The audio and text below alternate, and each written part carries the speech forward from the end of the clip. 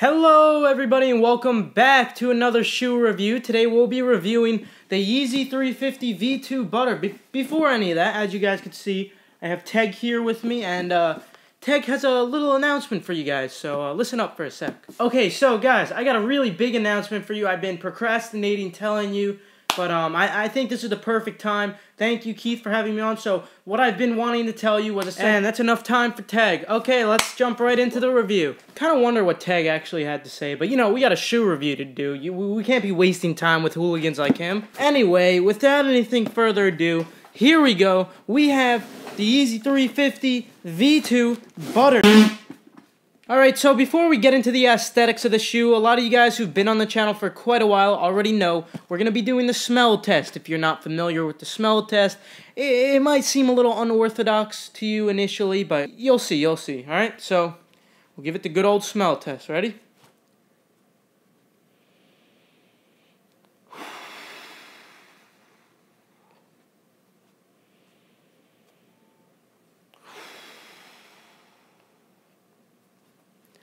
Definitely gets a pass from me for the smell test. Alright, so with all my pathetic comedic endeavors out to the side, why don't we jump into the aesthetics of the shoe? So to kick it off, why don't we start with the outsole? If you guys notice, the outsole is actually a different color than the entire shoe. The outsole is, I guess I would compare it to a tan. It's very close to a sort of caramel colorway. Now on the bottom of the sole, as you can see, you do have that little window that does expose the boost. If you guys were unaware, the Yeezy 350 V2 does have a full boost midsole, as most Yeezys do, but not all of them. And the sole with the caramel color also goes onto the heel. Honestly, I'm not the biggest fan of this, but I honestly don't mind it. The midsole actually contrasts pretty well with that caramel color, the midsole being the same color as the entire upper of the shoe, which is a sort of light yellow, sort of a just very light green tint to it. I would compare it to a sticky note yellow. Now moving on to the upper, we have a full prime knit upper, just like on all V2s. Now like I mentioned before, this is the same exact color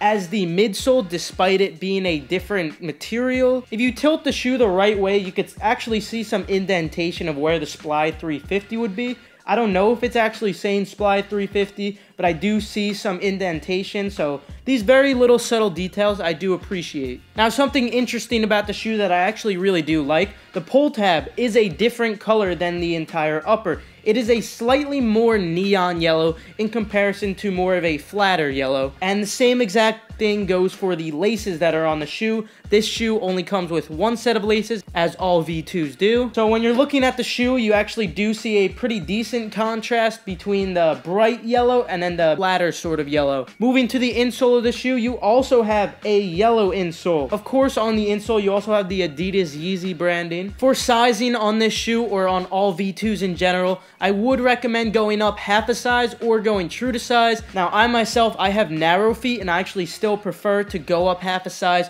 so that's my recommendation. However, I do understand that a lot of you guys who say you wear a 9.5 in NMDs say you say a 9.5 in Yeezy V2s actually does fit well. So honestly, it's up to you. I personally just recommend going up half a size from your normal size in, say, Jordans or Nikes, or even Ultra Boosts and NMDs for the most part. Comfort-wise, the Yeezy V2 is definitely one of the most comfortable shoes that you can find out there. Now, is it worth copying this shoe? In my opinion, I say, hey, definitely, why not just go for it? Retail was $220 plus shipping or tax in some cities, and resale is only slightly above that, being like in the $290 range to $310 range, some sizes being a little higher, some sizes being a little lower. So honestly, guys, if you took an L on these, which you shouldn't have if you were in the live stream, but I understand it's still some of you guys took L's, and that's fine. If you took an L on these, feel free to pick them up for resale. Resale definitely isn't that bad right now. But with that, why don't we jump to the on-foot portion of the video.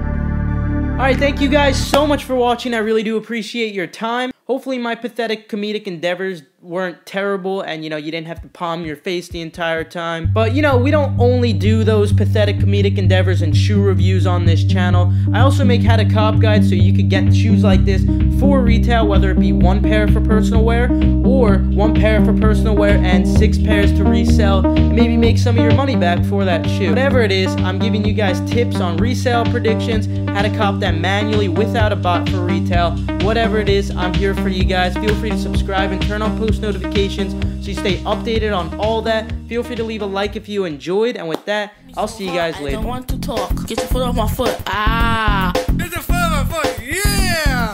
Why are you always in my way, knocking me over every single day? Get your foot off my foot. Ah. Get your foot off my foot. Yeah. I should have run the other way. Now there's just one thing to say. Get your foot off my foot. Ah.